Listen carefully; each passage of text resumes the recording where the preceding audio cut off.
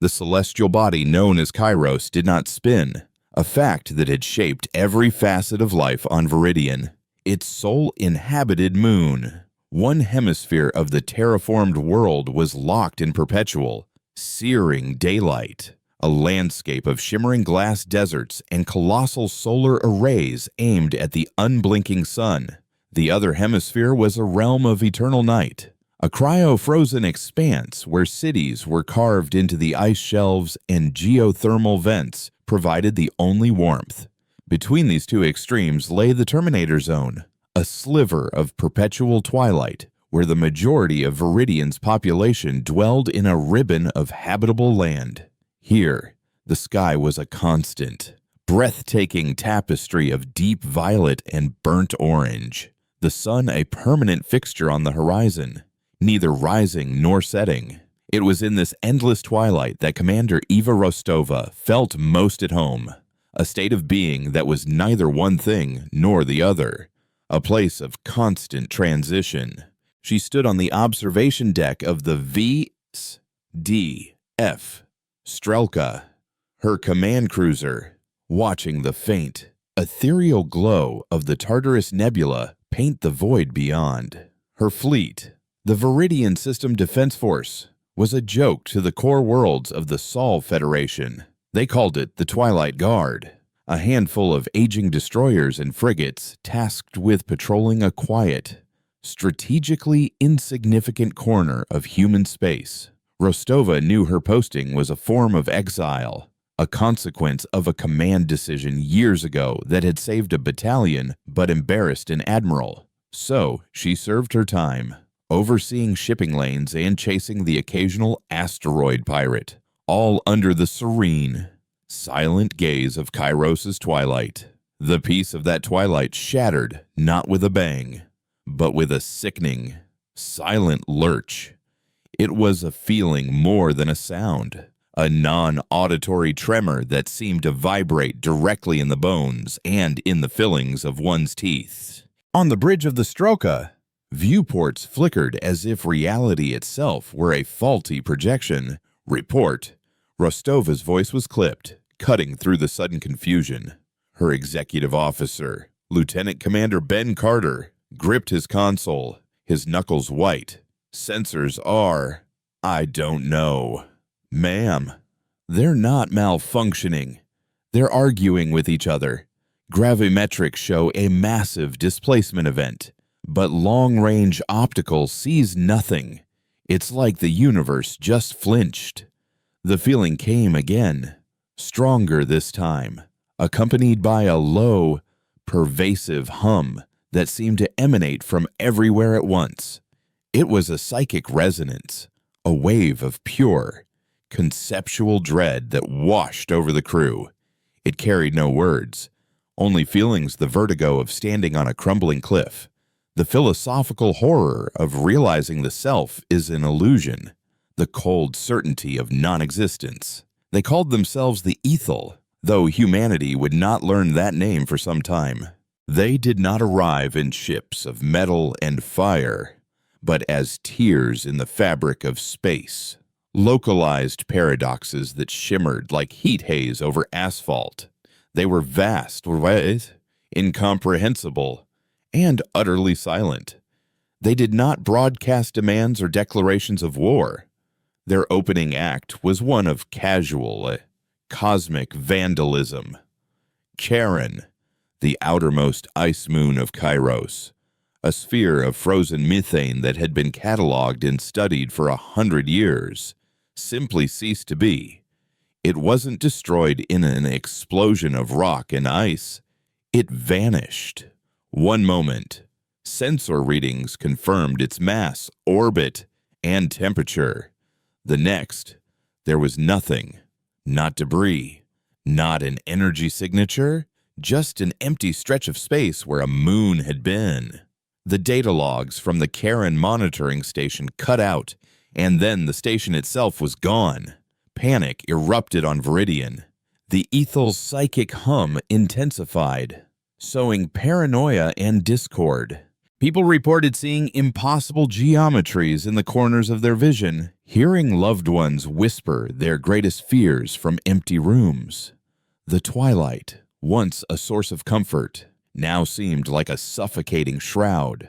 Rostova watched the main view screen, where the ethel vessels hung in the void. They defied description, appearing as shifting knots of space-time, their forms constantly folding in on themselves. "They're not attacking the moon," Carter murmured, his face pale. "They're tidying up. They just erased Karen like it was a smudge on a window." Rostova's mind raced. The Sol Federation was a 6-week tight beam message away. A relief fleet, if one were even dispatched for a backwater colony, would take the better part of a year to arrive. They were alone. The Twilight Guard, with its handful of outdated ships armed with conventional railguns and kinetic missiles, was all that stood between 10 million souls and an enemy that could edit reality.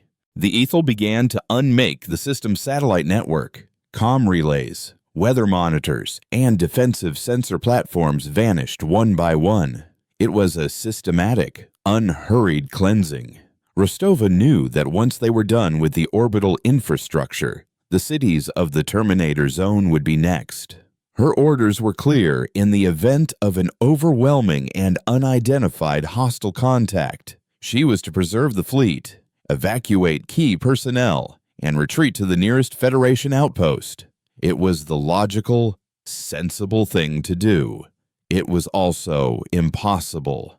There were no evacuation ships capable of ferrying 10 million people, and to run would be to condemn every man, woman, and child on Viridian to a fate worse than death, to be unmade, to be erased from the cosmic ledger as if they had never drawn breath. She turned from the view screen, her gaze falling upon a single, locked control panel on the bridge's aft wall. It was marked only with a stark soise. Black symbol, a serpent eating its own tail. Project Chimera. Viridian wasn't just a colony, it was a cage. The system's primary, a fiercely energetic pulsar, emitted waves of exotic particles that made it the only place in the known universe where certain kinds of theoretical physics could be tested. Project Chimera was the Federation's darkest secret, an attempt to build a weapon not of destruction, but of enforcement.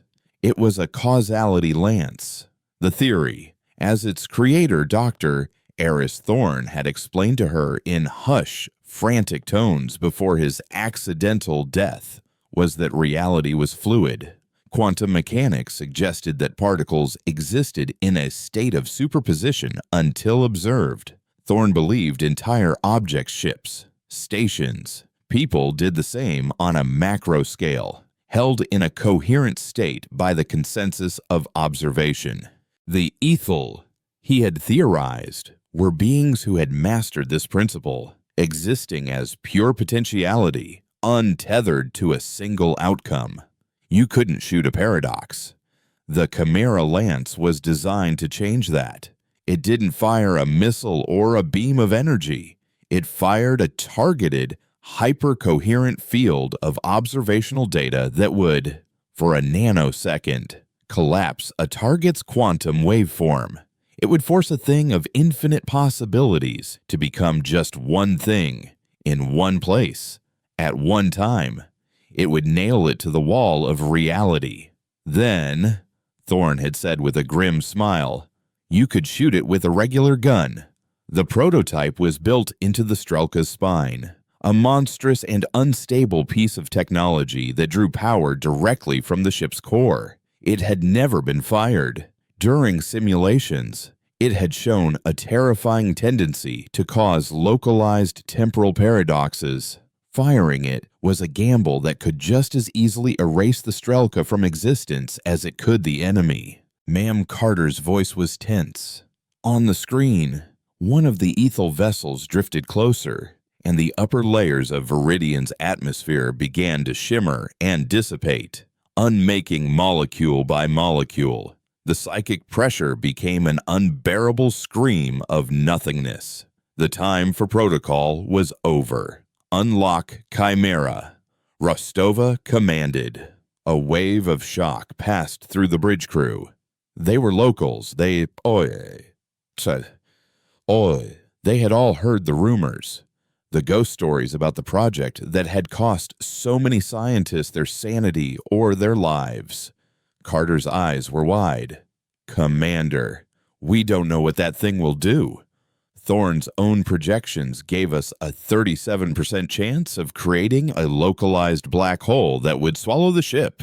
And what percentage do you give us if we do nothing? Rostova shot back, her voice like ice. Carter fell silent. He nodded grimly to the tactical officer, who hesitantly entered the command codes. The black serpent panel hissed open, revealing a single guarded activation trigger. The ship shuddered as the weapon began to draw power, lights dimming across the bridge as the reactor diverted nearly all of its output into the Lance's capacitors. A high-pitched whine filled the air, a sound that felt like tearing silk inside the skull. "We have a firing solution on the lead vessel," the tactical officer said, his voice trembling. "It's shifting. The target lock is unstable. It will have to do," Rostova said, her hand resting on the command chair. She could almost feel Eris Thorne's ghost at her shoulder, whispering about the hubris of trying to weaponize the laws of physics. She thought of the cities below, of the people living in their endless twilight, their entire existence hanging on this single, desperate act. This was her moment of transition, the one that would define her not as an exile, but as a savior or a fool. She took a breath. Fire. For a horrifying second, nothing happened. The whine of the capacitors simply stopped. Then, a beam of what looked like pure blackness, an utter absence of light and information, shot from the Strelka. It crossed the void in an instant and struck the shimmering ethel vessel. The effect was immediate and profound. The paradoxical knot of space-time, the thing of impossible angles and shifting form, suddenly froze. Its shimmering ceased. Its fluid, ghostly nature collapsed into a single concrete reality. It became a solid object of grotesque, alien geometry. A lattice of crystalline structures and pulsating organic matter fused together in a way that was physically nauseating to behold. It was real, and it was vulnerable. "All ships." Rostova's voice rang with newfound authority. "Raw and powerful. Concentrate fire on the target. Break that thing." It was as if a dam had burst. The pent-up fear and helplessness of the Twilight Guard erupted into a torrent of focused violence. Railgun slugs, fired at a fraction of the speed of light, slammed into the now solid alien ship. Kinetic missiles, once useless, found purchase and detonated in blossoms of fire. The ethel vessel, which moments before had been an untouchable god, began to come apart. Its crystalline spurs shattered, and its strange, pulsating flesh ruptured, venting exotic gases into the void. Then came the scream. It wasn't a sound that traveled through the vacuum of space, but a psychic death knell that slammed into the mind of every human in the system. It was a symphony of pure, undiluted agony and, more importantly, utter shock. It was the sound of a being that had never conceived of its own mortality suddenly being introduced to the concept. The ethel ship exploded, but it was a quiet, final detonation, its light and energy seemingly consumed by the lingering effects of the chimera field. Where the vessel had been, there was now only wreckage twisted, mundane, and blessedly real. In the silence that followed, the remaining ethel vessels stopped their advance. The psychic hum lessened, replaced by a new feeling, a new resonance that rippled across space. It was no longer the detached dread of a superior being observing an inferior one. It was something new. It was the cold, focused attention of a predator that has just been wounded for the very first time. On the bridge of the Strelka, Rostova stared at the debris field on her view screen, her knuckles white where she gripped the command chair. The air tasted of ozone and victory, but she knew what she had done. She had not ended a threat. She had merely given it a name and a face. She had taken a species of abstract horrors and, by showing them they could be made to bleed, had just declared a war on the very nature of reality itself, and the Sol Federation had no idea it had even begun. The silence that followed the psychic death scream was more terrifying than the chaos that had preceded it. It was a weighted, observant silence. On the bridge of the Strelka, the crew stood frozen, their breath misting in the suddenly cold air. They had punched a god and, for a moment, the god was stunned. Ben Carter was the first to move, his fingers flying across his console. The remaining ethel vessels have halted their advance, he reported, his voice a low, unsteady thing. They're holding position. Energy readings are passive. No, not passive. Analytical. Ma'am, I think they're scanning the wreckage. And us. Rostova felt it too. The psychic pressure had changed.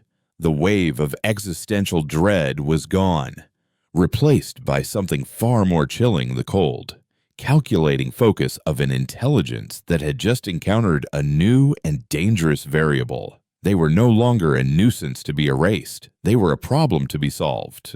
"How long until the Chimera Lance is recharged?" she asked, her gaze fixed on the view screen where the two remaining ethel paradoxes hung in the void, like smudges of bad code. The tactical officer swallowed hard. The capacitors are completely drained. The reactor is stable, but shunting that much power created a cascade of microfractures in the energy conduits. Engineering estimates a minimum of 12 hours to safely bring it back to firing capacity. If we rush it, we risk a core breach. 12 hours, an eternity. They won't give us 12 hours, Rostova said, more to herself than to her crew. As if on cue, one of the ethel vessels began to change. It didn't move, but the space around it warped, pulling in the faint light of the distant nebula. It projected a field via a shimmering bubble of pure ontological uncertainty that expanded rapidly toward the Viridian fleet. It was the antithesis of the Chimera Lance, where her weapon forced reality to become concrete. This field seemed to dissolve it. "What is that?" Carter demanded. "Sensors are offline. I'm getting nothing but quantum foam on the view screen." The stars seen through the expanding bubble began to flicker, winking in and out of existence. The Strelka itself shuddered as the edge of the field washed over it. For a terrifying instant, Rostova could see through her own hands, her flesh becoming a translucent map of bones and veins before snapping back to solidity. Alarms blared as systems across the ship failed and rebooted in a chaotic loop. They weren't being attacked with weapons. They were being subjected to a state of non-being. A targeted effort to make the ship and everyone on it a mere possibility again. "They're trying to unobserve us," Rostova realized aloud. "If we don't exist in a definite state, we can't be a threat." Tactical fire, a full spread of proximity-fused torpedoes, blanket the space between us and them. Now, the officer stared at her, confused. "Ma'am, we have no target lock. We're not shooting at them," she yelled, pointing a trembling finger at the swirling void on the screen. "We're shooting at space. Give our ship something to be relative to anchor us in reality with raw kinetic force." The command was insane, a desperate act of firing into the dark, but it was the only thing she could think of. Torpedoes launched from the Strelka Sea, their chemical trails blazing through the uncertain space. As the first one detonated, the explosion was bizarre. It didn't expand in a sphere, but in a fractured, cubist pattern, its light and energy struggling against the paradoxical field. But it was enough. The violent, undeniable event of the explosion provided a momentary anchor point in space-time. The ship stabilized. The flickering stopped. "It's working," Carter breathed. The detonations are creating localized pockets of consensus reality. They're giving our sensors and our ship a fixed point of reference.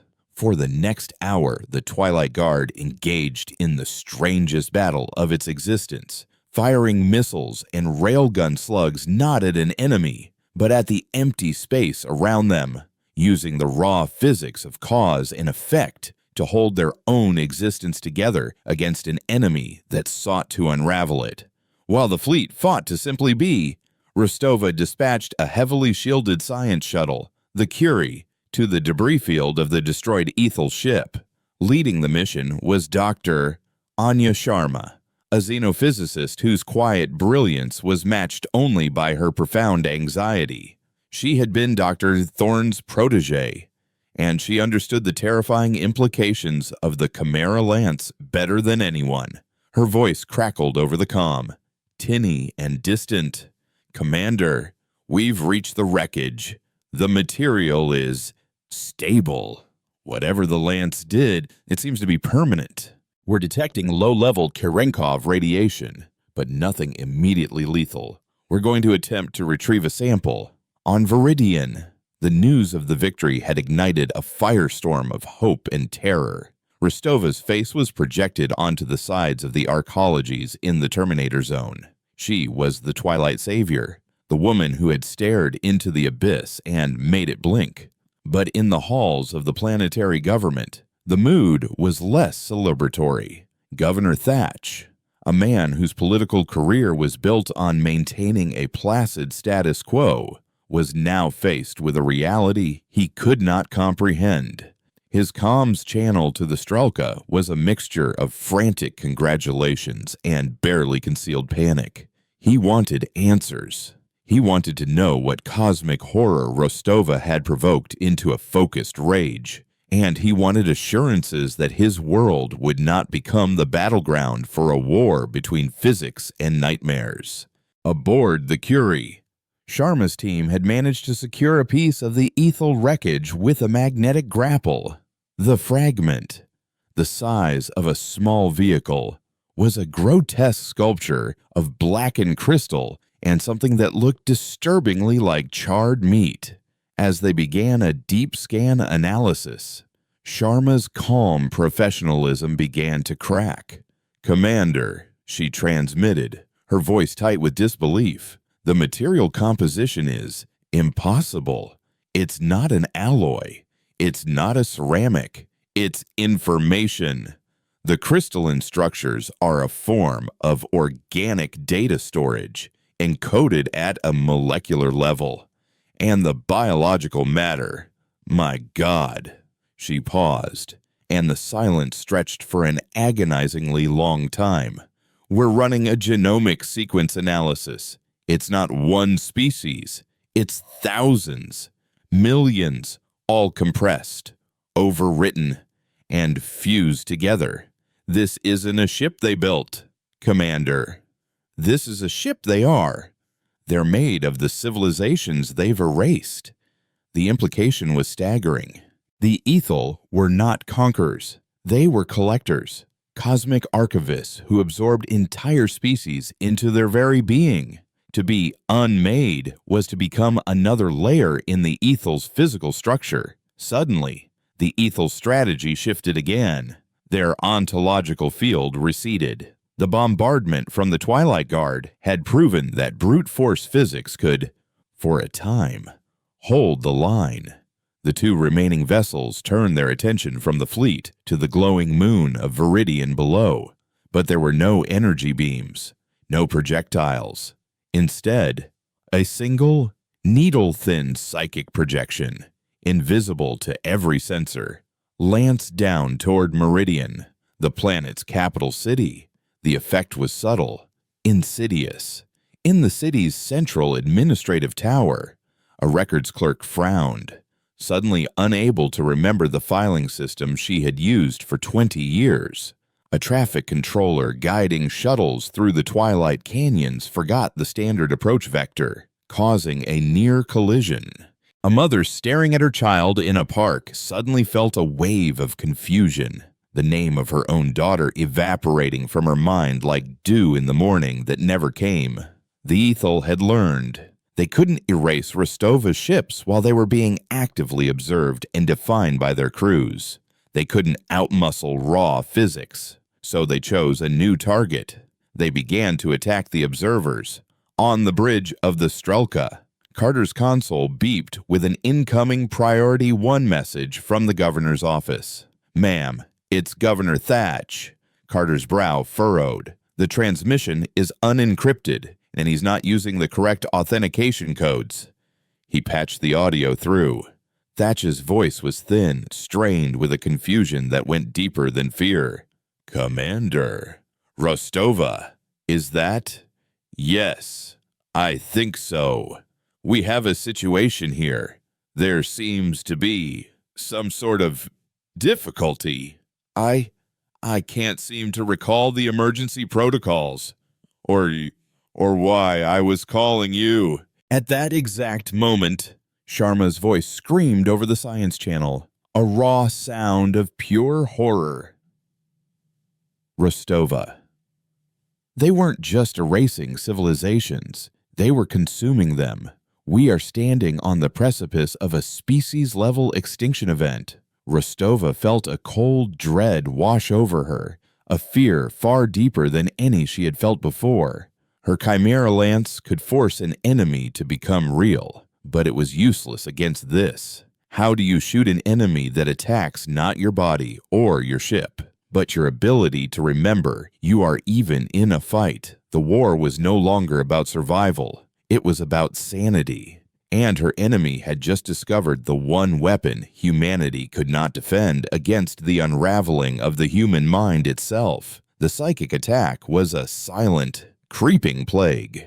On Viridian, the intricate dance of society began to falter. An air traffic controller, watching a cargo hauler descend toward the landing strip in Meridian, suddenly saw not a ship, but a meaningless collection of metal shapes.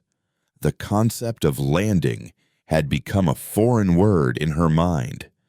The hauler, receiving no final guidance, crashed into the twilight plains. Its explosion, a bright, temporary star against the permanent sunset. In a hospital, a surgeon holding a laser scalpel above a patient's heart forgot the purpose of the tool, her mind a placid blank. The city's power grid flickered as engineers stared at control panels, the complex symbols and flowcharts having devolved into childish scribbles. It was a cognitive plague, the systematic erasure of context, purpose, and connection, humanity's greatest strength. Its shared knowledge and collective consciousness was being methodically dismantled. On the bridge of the Strelka, Rostova listened to the fragmented, terrified reports from the surface. The Ethel weren't just killing people, they were hollowing them out, turning a vibrant civilization into a collection of confused animals, adrift in a sea of forgotten meaning. The war had moved beyond the physical realm entirely. "Sharma, talk to me." Rostova snapped into the comm, her voice a lifeline in the growing chaos. "What are they doing? How, Doctor?" Sharma's voice came back, strained and breathless from the shuttle. "Curie, it's in the wreckage?" "Commander, the Ethel aren't just made of information. They operate on it. Think of our consciousness as a complex, structured signal. We perceive, we remember, we assign meaning. That process creates a psychic resonance, a constant broadcast of I am. The Ethel are projecting a counterfrequency, a null signal. It's not an attack, it's dissonance. It introduces noise into our cognitive signal until it degrades into nothing.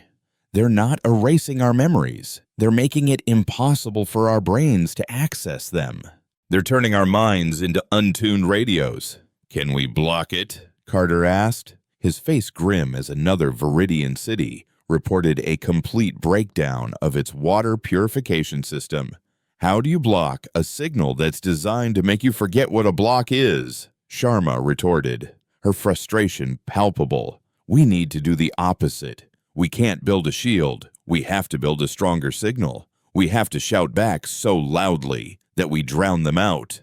A desperate, impossible idea began to form in Rostova's mind. It was a page torn from Eris Thorne's most feverish theoretical notebooks, a concept he'd called cognitive resonance fortification. He had theorized that a species' collective consciousness could be reinforced by a focused broadcast of its own most potent cultural and historical data. Sharma, Rostova said slowly, the plan taking shape as she spoke. What is the most information-dense, meaning-rich signal humanity produces? There was a pause. Not scientific data, Sharma murmured, catching on instantly. That's too sterile. Not raw noise. It would have to be art, history, music. A child's nursery rhyme holds more layers of embedded cultural meaning than a page of quantum physics. A symphony is a mathematical proof of emotion.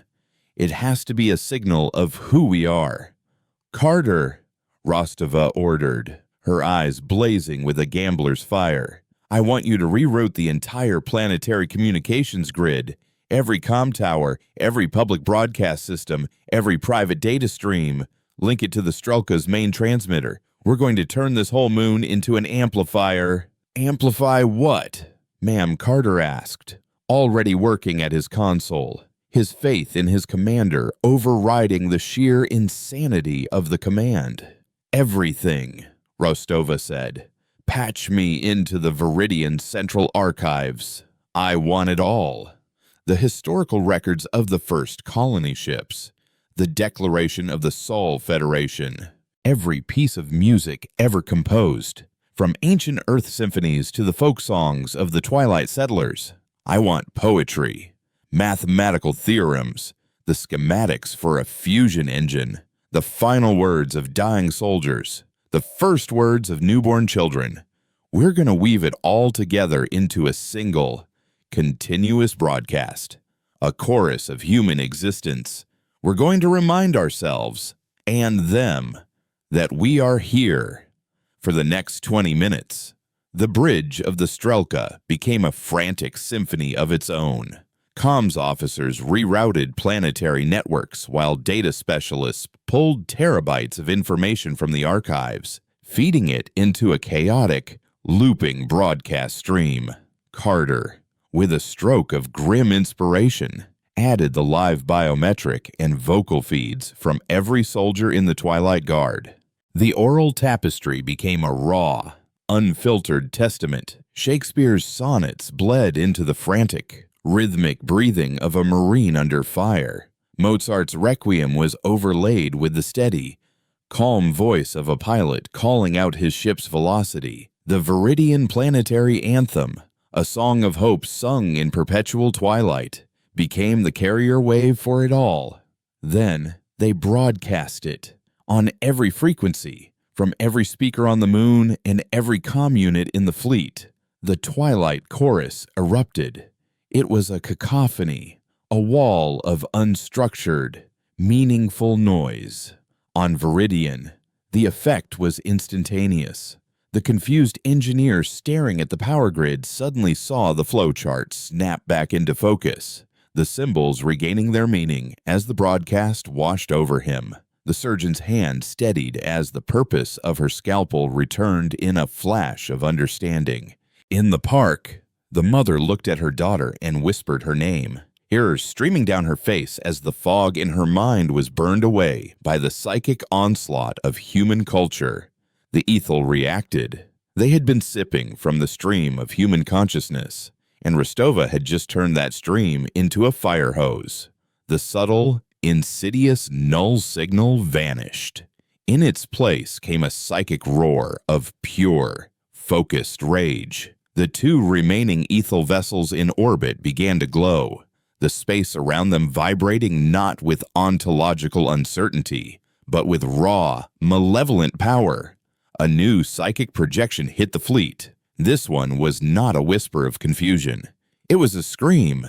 It was the conceptual weight of a dying star, the terror of 1 billion consumed souls, the absolute certainty of annihilation, all focused into a single, brutal wave of psychic force. On the bridge of the Strelka, officers cried out, clutching their heads.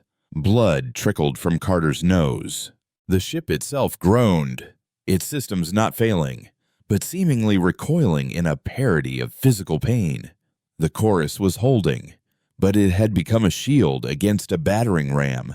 The broadcast of hope and history was now the only thing standing between the fleet's sanity and a full-scale psychic meltdown. "They've stopped trying to make us forget," Carter grunted, wiping the blood from his lip. "Now they're just trying to break us." Engineering. Status on the Chimera Lance. Rostova shouted over the psychic din. The reply was strained, the chief engineer's voice tight with pain. "Capacitors at 80% conduits are stabilizing. We need another hour. Commander, maybe less, on the view screen." One of the ethel vessels began to drift forward. It was no longer interested in the planet below. It had identified the source of the defiant broadcast. It was coming for the Strelka. Rostova watched it advance. A being of pure thought and consumed history, now driven by a simple, primal emotion she had taught it hatred. The chorus was keeping their minds intact, but it wouldn't stop a railgun slug. And now, the ethel were learning that too. The crystalline structures on the approaching vessel began to shift, rearranging themselves. It wasn't unmaking space anymore. It was forming a weapon, a physical weapon. "Ma'am," the tactical officer said, his voice a ghost of its former self. "That ethel ship, it's growing a cannon." The ethel vessel's transformation was a thing of grotesque, cosmic beauty. Crystalline spurs retracted, and pulsating organic sacs writhed, flowing like molten glass to form a long, tapering barrel. Was not a weapon made of metal and circuits. It was a weapon grown from the compressed history of 1,000 conquered species. The barrel solidified, its surface shimmering with the captured light of the Tartarus Nebula, and Rostova knew with cold certainty that whatever it fired would not be a simple kinetic slug or a beam of energy. It would be a projectile of pure, weaponized paradox. "All ships, evasive maneuvers," Rostova commanded, her voice cutting through the psychic storm still raging in their minds. "Vary vectors and velocities. Do not give it a stable firing solution." The Twilight Guard scattered, their thrusters flaring in the twilight void. But the ethel cannon did not track a single ship. The aperture at its tip glowed, not with heat, but with a cold, gray light, the color of a dead thought. Then it fired. It was not a beam, but a ripple in space-time, a localized wave of causality failure that expanded outward from the ethel ship. It struck the frigate V, S, D, F, Vigilance. The ship didn't explode. For a horrifying moment, it simply became impossible. Its bow twisted at a right angle to its stern. Its engines fired both forward and backward simultaneously, and its crew, in the instant before they ceased to exist, experienced their entire lives in a single, agonizing flash. Then, the Vigilance folded in on itself and vanished with a faint, silent pop, leaving behind only a lingering scent of ozone and the ghost of a paradox on the sensors. They had weaponized illogic. The Ethel, goaded into a physical conflict, had learned from the Chimera Lance and created its monstrous inverse. They had created a gun that didn't destroy matter, but destroyed the rules that governed it. Engineering. I need that lance now, Rostova roared. 30 minutes. Commander. Maybe 20 if we bypass the final safety protocols. The chief engineer's voice crackled back. The core is redlining. Bypass them, Rostova said without hesitation. A potential core breach in 20 minutes is better than a certain non-existence right now. On the Curie, Dr. Sharma had been running frantic calculations, her mind a fortress against the psychic assault thanks to a direct, hardwired feed of the Twilight Chorus. She had analyzed the energy signature of the Ethel's causality weapon, and what she found chilled her to the bone. Rostova, you can't just shoot it, she transmitted, her voice urgent. The Chimera Lance solidifies its target's quantum state. Right, but this new weapon, it isn't a part of the ship. It's a projection, a temporary and unstable configuration of the Ethel's own being. If you hit the ship while it's in that state, the Lance's reality-enforcing wave will conflict with the causality-destroying wave of their cannon. The resulting feedback loop would, well, I don't have a word for it. It would be like dividing by zero, but with the laws of physics as the numerator. So, what's the alternative, Doctor? Rostova demanded as the Ethel weapon began to glow for a second time. We sit here and let them erase my ships one by one. No, Sharma said. You have to let them shoot you. The statement hung in the air, a monument to insanity. On the bridge, heads turned to stare at the main comm speaker, their faces masks of disbelief. Explain, Rostova said, her voice dangerously calm. The causality wave is a projection, Sharma explained, her words tumbling over each other in her haste. Like a hologram, it's weakest at its point of origin. Firing the Chimera Lance at the ship is too risky, but firing it at the projectile, that's different. The lance doesn't fire a beam of energy. It fires a beam of observation, of data. If you can target their illogic bullet and hit it with a focused burst of pure, undeniable physical law, you might be able to collapse it mid-flight. But the timing has to be perfect.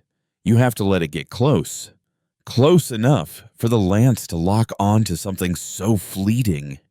It was the single greatest gamble of Rostova's career. She had to use her own ship as bait to put 10,000 tons of steel and the lives of her crew in the path of a weapon that erased things from reality, all on the hope that her own secret weapon could shoot a paradox out of the sky.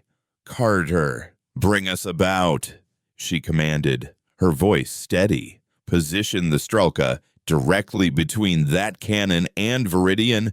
If we miss, I want this ship to take the hit, not the planet. She turned to her tactical officer. And you, son, prepare to fire the Chimera Lance not at the ship, but at whatever comes out of that barrel.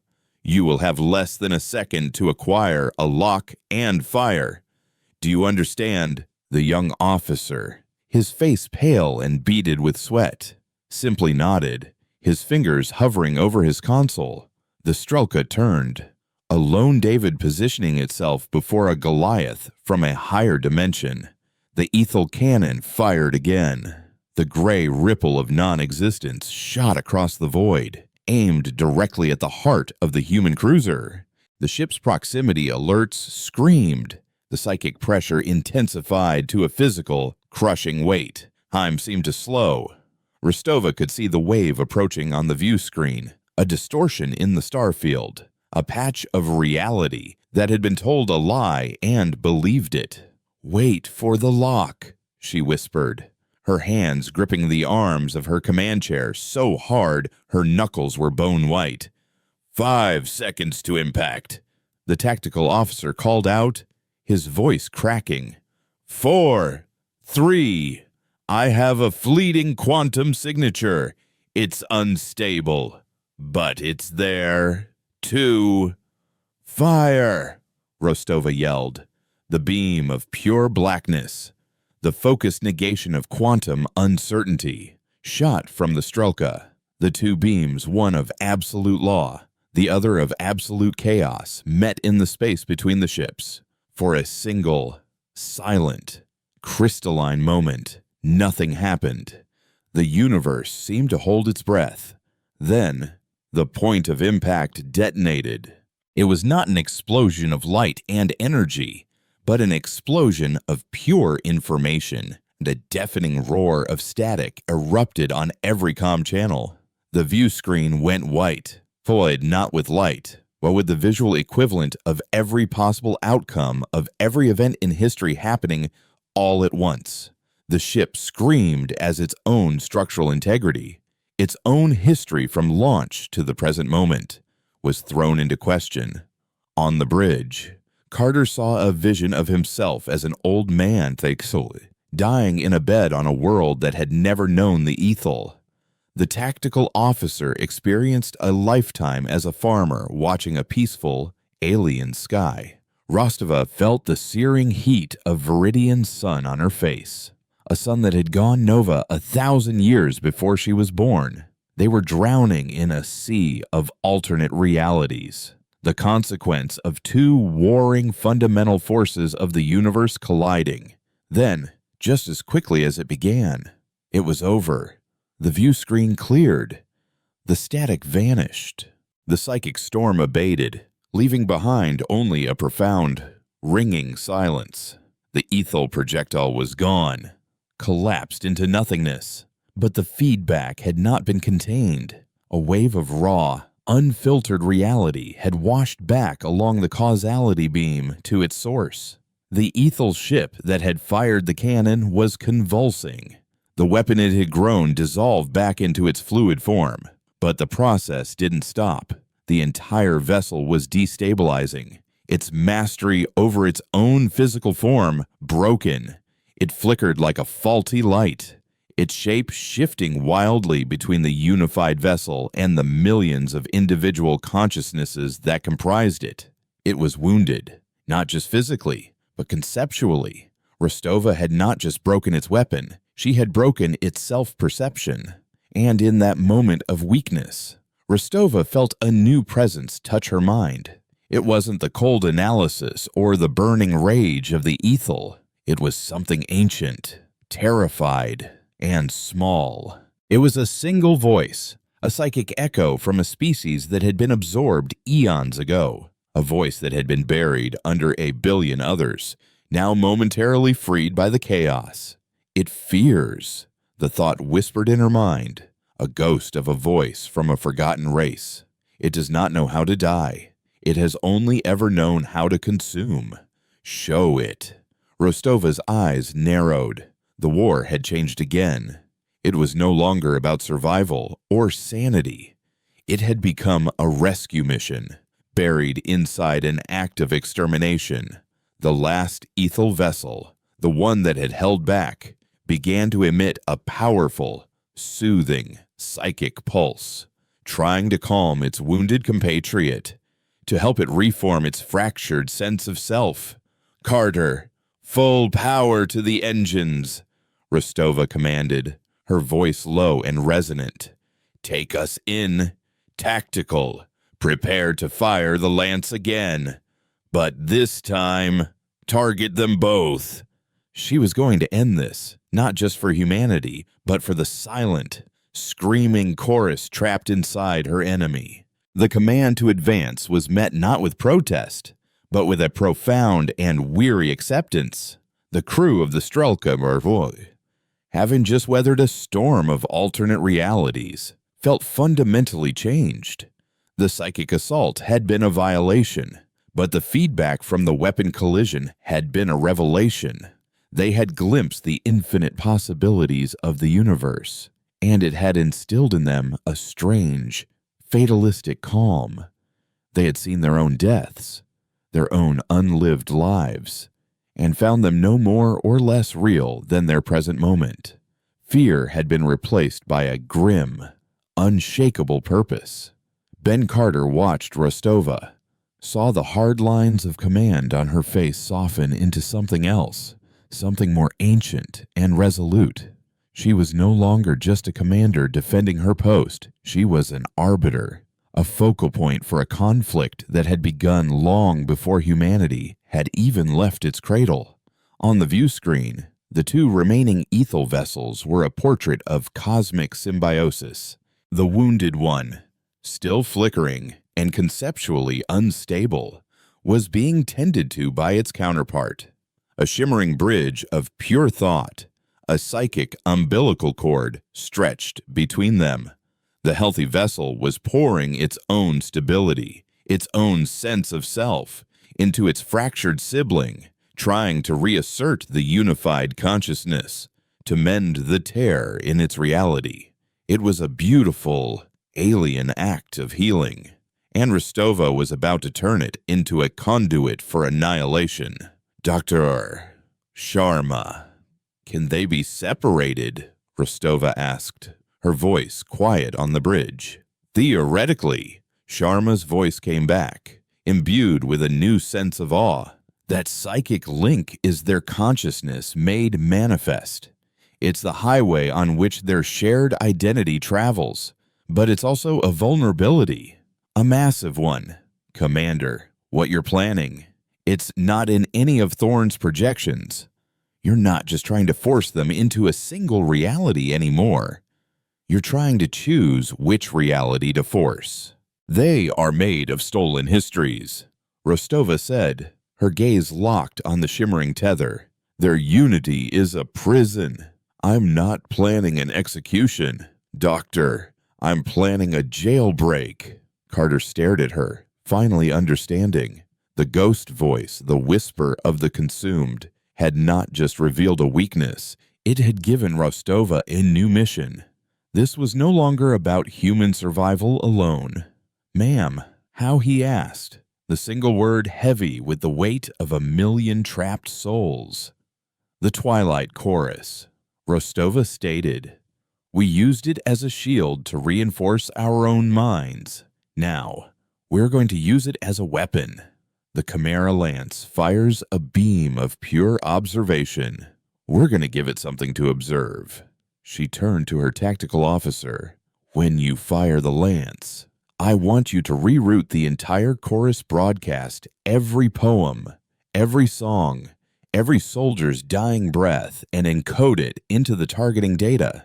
We will fire our history at them. We will fire our identity, our pain, our home. Hope. We are not just going to tell them they are real. We are going to show them what it means to be real, to be a single, mortal soul in a vast, uncaring universe. It was a declaration of war on a philosophical level. She was weaponizing the human condition. The Strelka surged forward, closing the distance to the two remaining Ethel. The healthy vessel sensed the approaching threat. The psychic tether between the two ships flared. The vessel began to grow another cannon, its form coalescing with furious speed. It had learned from its previous failure. This time, it would not give them a chance to react. It's charging its weapon, the tactical officer shouted. ETA to firing in 90 seconds. Engineering, give me everything you have, Rostova commanded. The lance is charged. Commander, but the core is unstable. Firing it now will burn out the primary conduits for good. It's a one-way trip for the entire system. Every trip is a one-way trip. Chief, Rostova said calmly. Stand by to fire. She closed her eyes. The psychic roar of the Ethel building its weapon was immense, but she pushed it aside.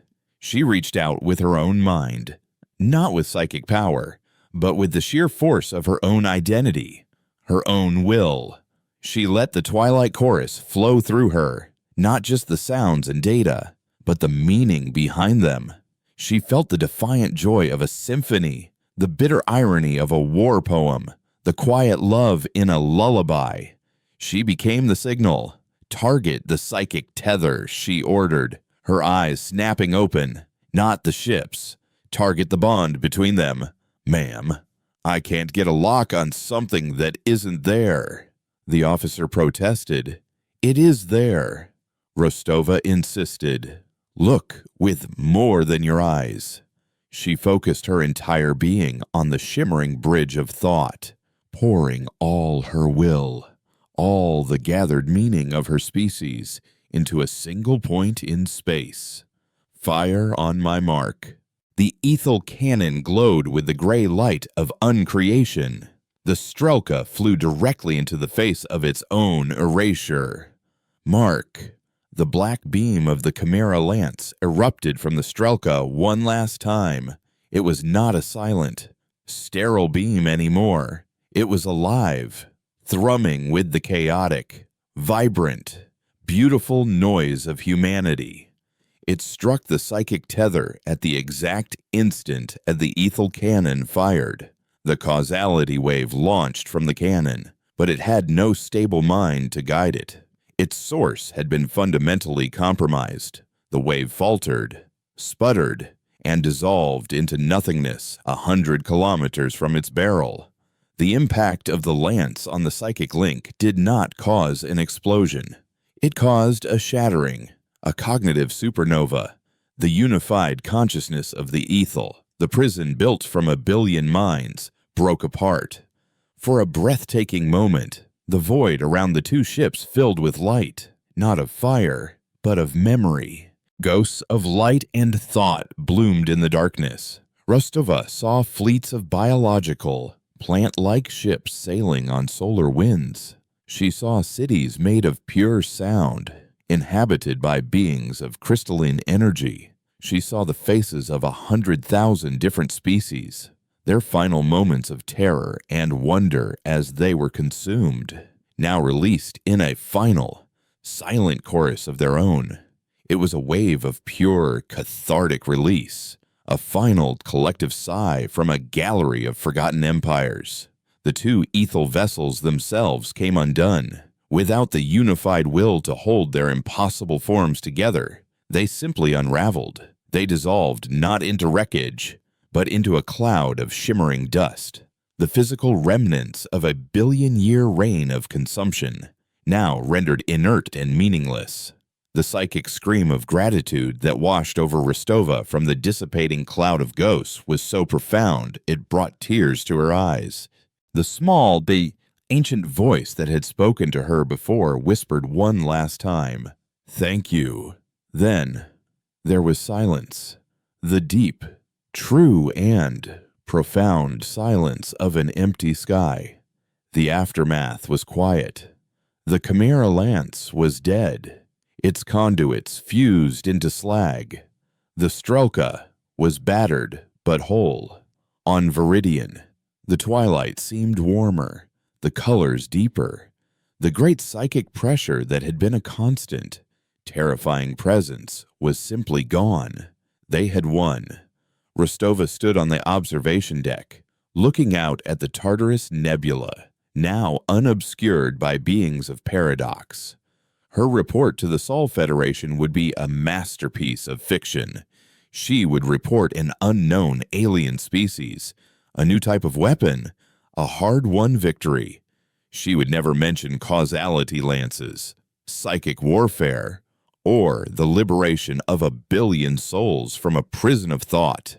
They wouldn't believe her, and perhaps they shouldn't. This was a truth Viridian had to keep for itself. Carter joined her, standing silently by her side. "What now, Commander?" he asked softly. "Now, we rebuild," she said. "We mourn the vigilance, and we remember." Her victory was absolute, but it was a heavy thing. She had faced a being that existed beyond life and death, and had taught it the meaning of both. Humanity, the small, weak race from a quiet corner of the galaxy, had proven to be the most dangerous thing in the universe, a species that could weaponize its own soul. The Twilight Guard, in its forgotten corner of space, had done more than just defend a colony. It had stood watch over the border between what is and what could be, and had held the line. And in the endless, unchanging twilight of Viridian, Everestova knew they would have to keep watching, for they were no longer just the guardians of a world, but the keepers of a terrible and powerful truth.